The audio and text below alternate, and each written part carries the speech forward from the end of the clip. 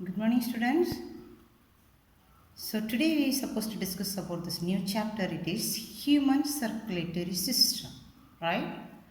And in this chapter we have to discuss about this human heart and its function, the structure of this human heart and its function. Hope you may learn about this basic structure of this human heart and its function in the lower classes also. Anyhow, we are going to learn little more elaborately in this session. Fine? Okay, let us move to the topic, right? So first we can see about some basic information about the structure of this human heart. The first of all, this structure of this human heart is first described by the person Raymond D. Wiesens, right? The person is Raymond D. Wiesens.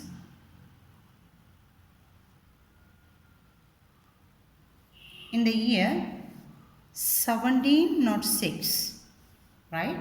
He is the first person one who described about the structure of this human heart, right? And of course, you know, it is present in this, the location, it is present in this thoracic cavity, right? Then this heart is made up of this special muscle that is known as cardiac muscle. Cardiac muscle, right?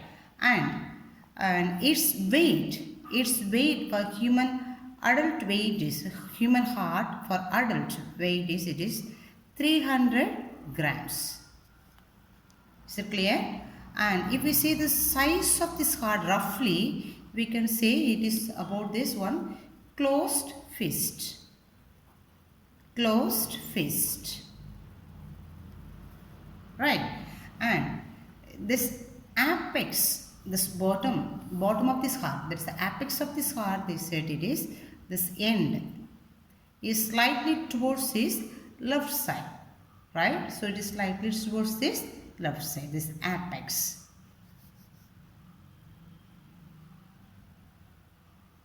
Clear? Then of course, you know, this heart is made up of these chambers, and the human heart is made up of 4 chambers. 4 chambers. Right, it is made up of these 4 chambers, and of course we are going to learn about this structure detail in this with a diagram. So this is the basic information I give now, right? Okay, and this heart is made up of this cardiac muscle, we said, and this heart wall is made up of these 3 layers. The heart wall is made up of the 3 layers. The layers are, the outermost layer is epicardium, and middle layer is myocardium, and the innermost layer is endocardium. So this is the 3 layers of this heart of this wall, right? Epicardium, myocardium, as well as this endocardium, right? And then this, between this layer, there will be the space. So between these 3 layers, between this epicardium and myocardium, and between this myocardium and endocardium, there is a space. So this space is known as pericardial space. The same here also, pericardial space, right? And this space is filled with the fluid. That fluid is known as pericardial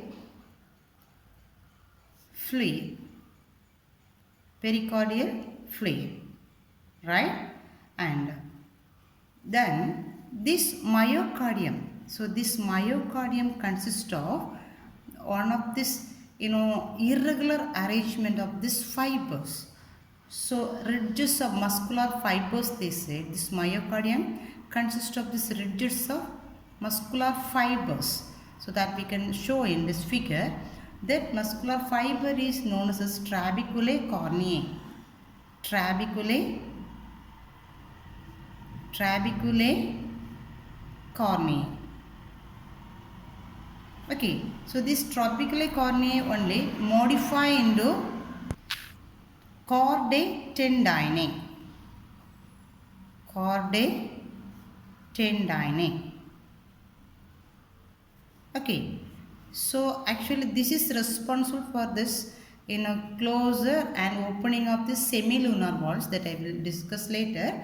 So this is this muscle used for this closure and this opening of the semilunar valves, which is present in this pulmonary artery and the pulmonary vein. I'm sorry, in the aorta, right? Okay. Then, and this muscle is connected at this apex with the help of this papillary muscles.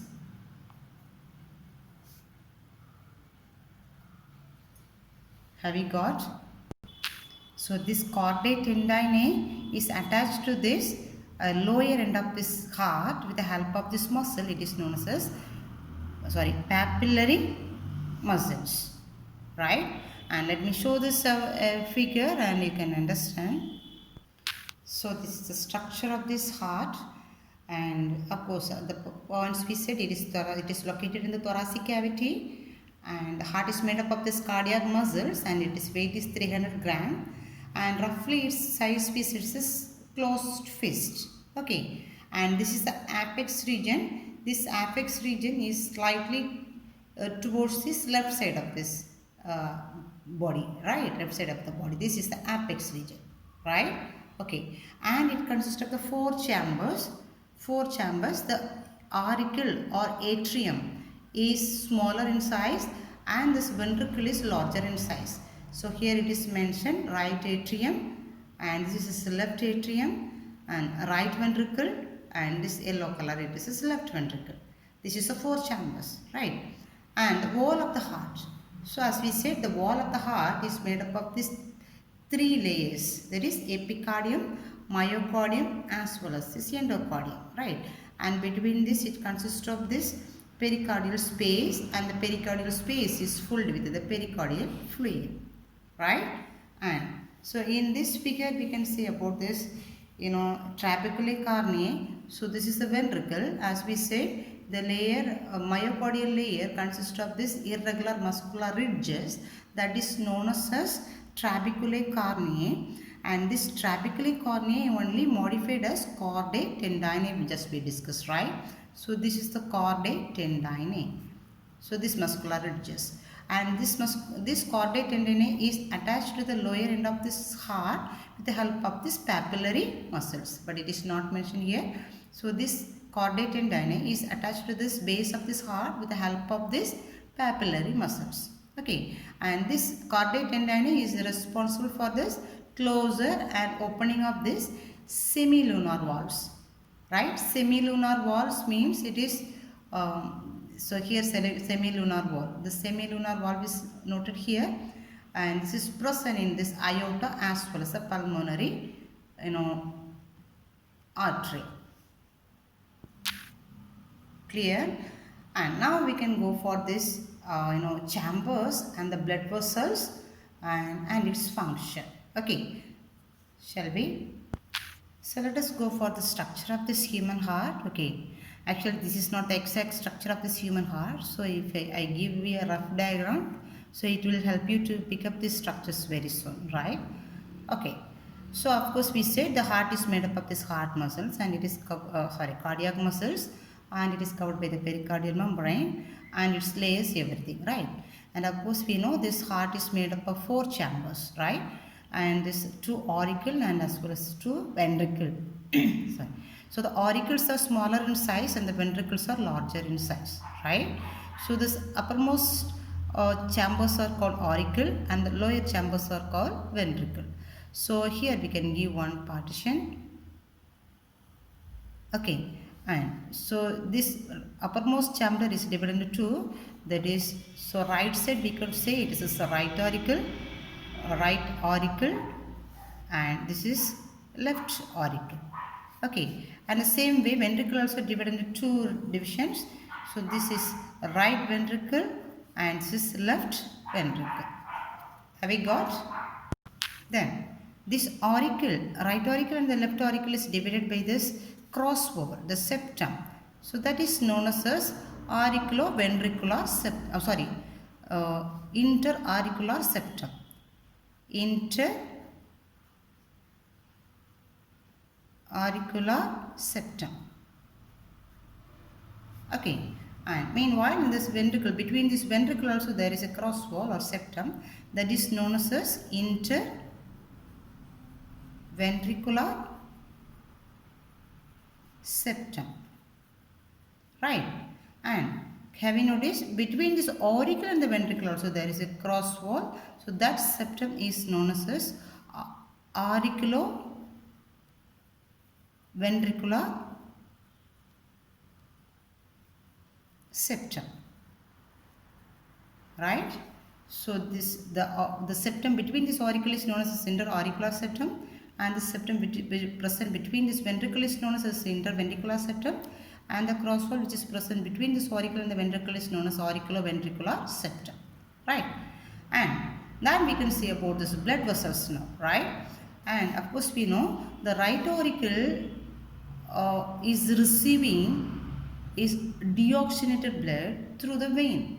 Okay, so this right auricle is actually receiving this deoxygenated blood through this two larger veins. It is known as superior vena cava as well as inferior vena cava. So here we can draw as superior as well as this inferior vena cava. So this is superior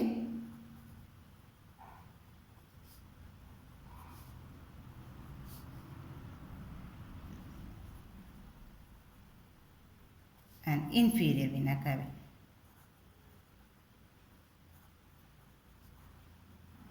Okay, then so this is receiving this deoxygenated blood, so we can mention as CO2, deoxygenated blood from every parts of this body. Okay, and from this right auricle, this deoxygenated blood will move towards this right ventricle. Okay, so there should be this space or gate between these two, then only this blood can come towards this right ventricle. Right, so here there is a wall. This is known as this will allow the blood from this right auricle to the right ventricle. So this is known as tricuspid wall. Okay, and meanwhile when this right auricle is receiving the deoxygenated blood through the superior and the inferior vena cava, this left auricles will receive this oxygenated blood. It will receive the oxygenated blood through this pulmonary vein, through four pulmonary vein actually. It will receive from four pulmonary veins.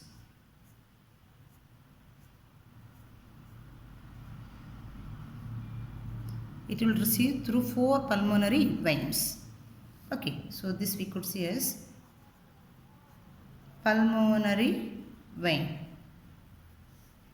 So this is sending this oxygenated blood to this left auricle.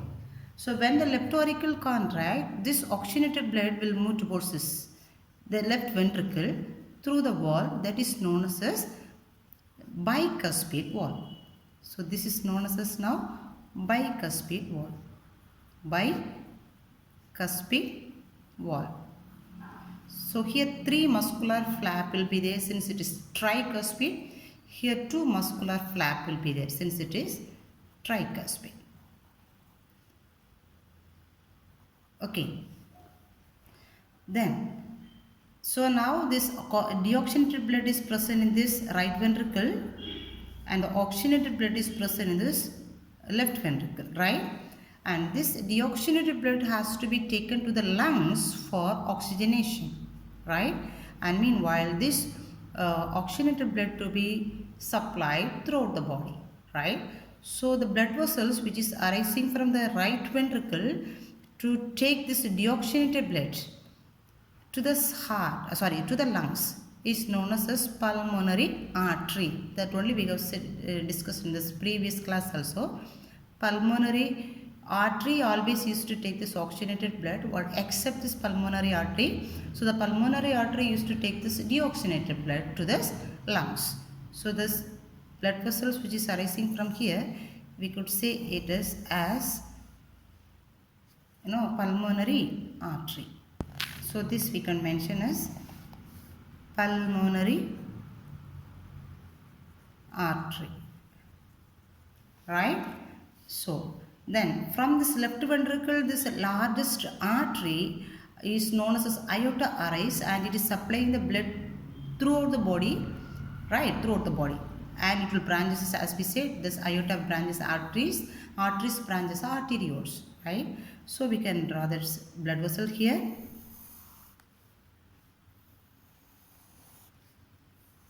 So this is the largest artery, aorta. It's going to supply this oxygenated blood throughout the body. Do you understand? So this we could say as aorta. Okay, and so this aorta will branch in the arteries, right? And so here in these blood vessels, in the pulmonary artery as well as in the aorta, this when the ventricle contract, the blood is pumped towards these blood vessels. So here in these vessels it consists of the wall. So here it consists of the wall. This wall is regulating the flow of the blood inside these blood vessels. So these valves are known as semilunar valves, right? This is known as semilunar valves. So it is half moon-like structure. That's why it is a semilunar valves, right? Three flap. This flap is look like a half moon. So it is known as semilunar valves. Okay. Then this bicuspid valve, actually it is otherwise known as mitral valve. Mitral valve. Do you understand? So these valves, tricuspid, bicuspid or mitral valve as well as the semilunar valves, will allow the blood only in one direction. This is unidirectional flow, they used to say. Unidirectional means the blood used to flow in only one direction. So for example, so when the auricle contract, the blood used to come to the ventricle, but the ventricle do not go from towards this auricle. It don't go back towards these auricles. So these valves will regulate this function. Do you understand? The same here, semilunar valves also.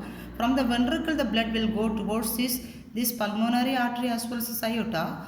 From these blood vessels, it don't come backwards, right? So this will be prevented by the semilunar valves, right? So as per this function, right? So that's all about these points we have to discuss about the structure of this human heart, right? Structure of this human heart. And now let us go for this cardiac cycle and its or we could say it's just functions of this human heart.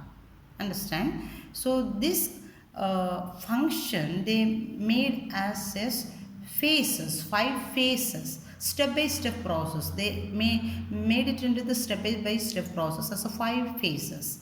So overall it's actually one cycle. Cardiac cycle means this cardiac cycle begins when this heart contract, and it ends before this next contraction.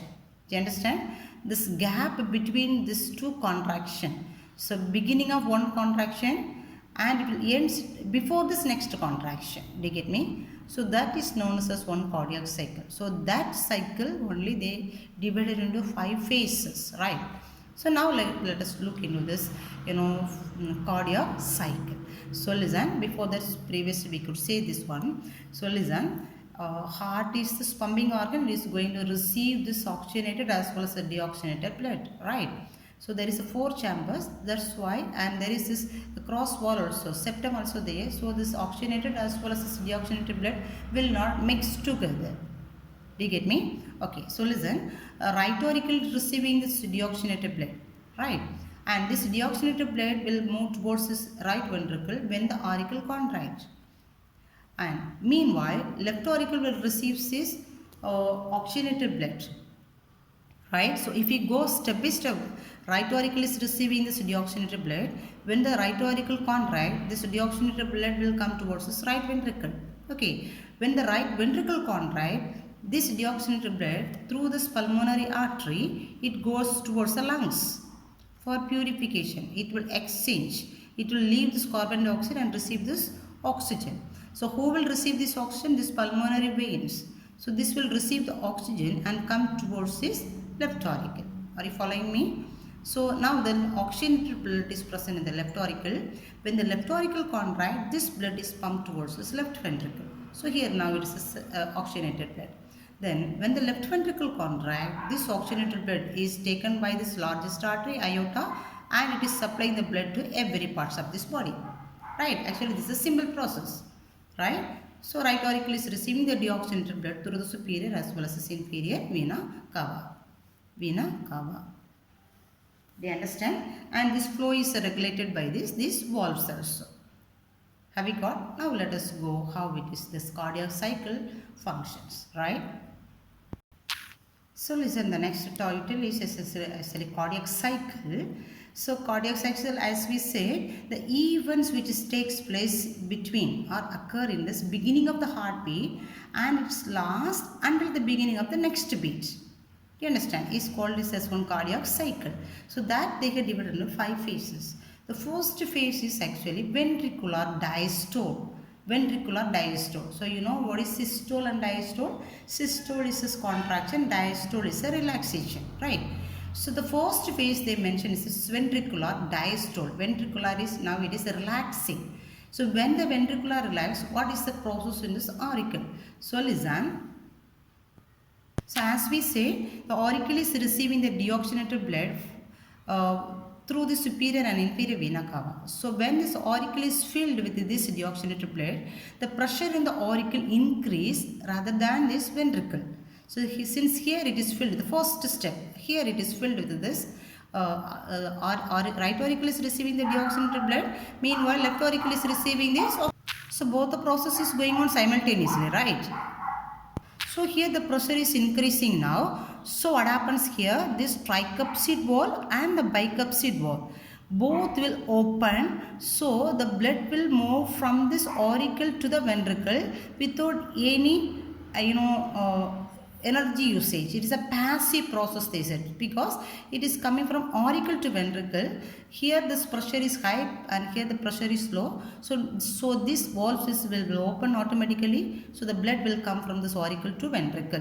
So now this ventricular diastole. So ventricular diastole means ventricle is relaxing, right? Ventricle relax. So the blood will come from this auricle to the ventricle. So when it comes here, this tri and the bicuspid valves will open. Meanwhile, the semilunar valves are closed. Okay, so there is a first phase. This is a ventricular diastole, right? And the second process is actually atrial systole. This is relaxing now. Now this is relaxing. And the blood is to come from this auricle to ventricle. So what should happen here? This auricle has to contract. When during atrial contraction only, this blood will come here. So this process is simple, but step by step they mentioned here. So first it is relaxing here, right? And the second process, this auricle is going to contract now, right? So that they mentioned as this first phase. Actually here, phase 2. So phase 2, what happens here? Here atrial systole. Okay, atrial systole. So during atrial systole, this auricle is going to contract now, right? So when the auricle contract, it is pushing the maximum volume of the blood from the auricle to the ventricle, right? And how long this contraction will be going on? Until this ventricle is receiving the maximum volume of the blood inside this ventricle. So now both the ventricle is going to receive this blood. How long? Until it's reaching its maximum stretch. So maximum volume. So that volume is known as end diastolic volume. Now it is relaxed. So full blood is coming from the auricle to the ventricle. So the maximum volume we could say is end diastolic volume. EDV. It's one of this very important term. End diastolic volume in the sense it is a maximum amount of this blood which can reach inside this ventricle is known as end diastolic volume. So this end diastolic volume is based on this muscle fiber which is present in the ventricle.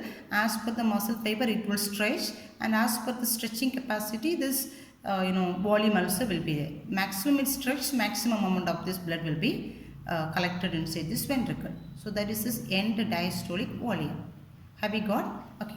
And the third phase is ventricular systole. So once it is filled with the blood, now this ventricle is going to contract, right? So the third phase is a ventricular systole. So the third phase is ventricular systole, right? And let us see what happens here. So during this ventricular systole, now the pressure is increased here in the ventricle than this auricle. So this high pressure will make this tri and the bicuspid walls used to close. So because the blood has to go towards this pulmonary artery and the aorta, right? This is the pulmonary artery and this is aorta. So the blood should not backflow towards this auricle. So this tricuspid and the bicuspid wall must to close. So the pressure, the high pressure inside this ventricle now, it will force this this tri and this bicuspid walls to close. Okay, and the blood will be pumped towards this aorta as well as in this pulmonary artery. Aorta as well as in the pulmonary artery. Do you understand? That is this ventricular systole. So during this systole, they say this muscle fibers as well as this volume of this ventricle will not change. It remain constant. So that why this is isovolumetric contraction. Isovolumetric contraction. Isovolumetric contraction in the sense, during this ventricular systole, the fibers which is present in these muscles as well as the volume of this ventricle will not change. It remains constant.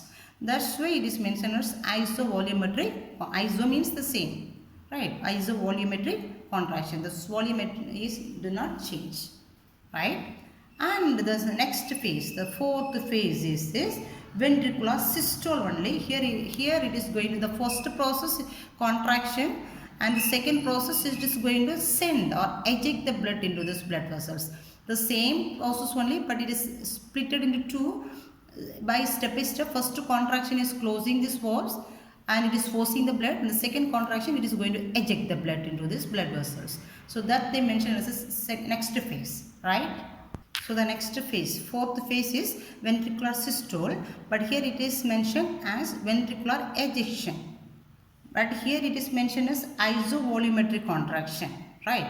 Here the next phase is ventricular ejection. So here it is going to send or eject the blood into this blood vessels, right? So listen. So when it contract, it will this heavy flow, force will make the semilunar walls to open. So this right ventricle is sending this deoxygenated blood to this pulmonary artery, and this left ventricle is sending this oxygenated to this blood to this aorta by the opening of the semilunar valves. So it is sending the blood inside without this backflow. So you don't send it backside. Understand? So that is regulated by these valves. So it is this is forcing the blood. So how long it will be? That is this end of the systolic volume. So end of the systolic volume in the sense, here we said end of diastolic volume. What do you mean end of diastolic volume? The maximum amount of blood which can be received by this ventricle. Okay, that's because it's end of diastolic volume. But here this end of systolic volume in the sense, the maximum amount of blood which could be sent by this ventricle through these blood vessels. Maximum amount of blood can be received, here it is end of diastolic volume. The maximum amount of sent can be sent by this ventricle is called as end systolic volume, ESV. End systolic volume, this is end diastolic volume. So when it's contract systole, this will send the maximum blood. Can you differentiate both? So that is known as end systolic volume. Okay, and this last phase is actually after this sending this blood, the pressure of this ventricle will reduce. So again this this ventricle will come to this relaxation region, right? So that's why they mentioned this is ventricular diastole. So the phase 5 is ventricular diastole, right? So what happens here? This ventricle will relax. The pressure of this ventricle will reduce, right? So the pressure will reduce, and so what happens here, this semilunar valves will close. Okay, the semilunar valves will close and this pressure of this ventricle will reduce, so it will relax. So meanwhile what happens here, this auricle is ready to receive this next blood. That means this phase, it is ready to go for the first phase 1. Understands? So this events which takes place within this duration is known as one cardiac cycle. Have you got? So that's all about this cardiac cycle. Actually the process is auricle is receiving the deoxygenated as well as this oxygenated blood, and it is coming towards this ventricle, then it is going towards this lungs and this every way to supply to every parts of this body and return back to the heart, right? But this is mentioned as step by step process as a 5 phases, that is known as cardiac cycle. Okay, so hope we can complete this topic by this. Please watch all these videos as I said already and concentrate, and please try to learn these portions clearly. And before we meet in this next session, these 3 classes you must be covered, right? So if I go for the question wise, so if you go from the beginning of this chapter, major functions of the circulatory system, it is given as a flow chart. So that as well as body fluid you can learn for the first day, right? Then and composition of blood is, so the first part you learn on Wednesday, composition of blood is on Thursday. Then this blood groups and this Orgage factor is on Friday, right? Then coagulation of blood is on Saturday, and composition of lymph and its function is on Sunday. So at least these portions you cover except this week's topics. Hope you will do it and we can meet in the next class, right? Thank you.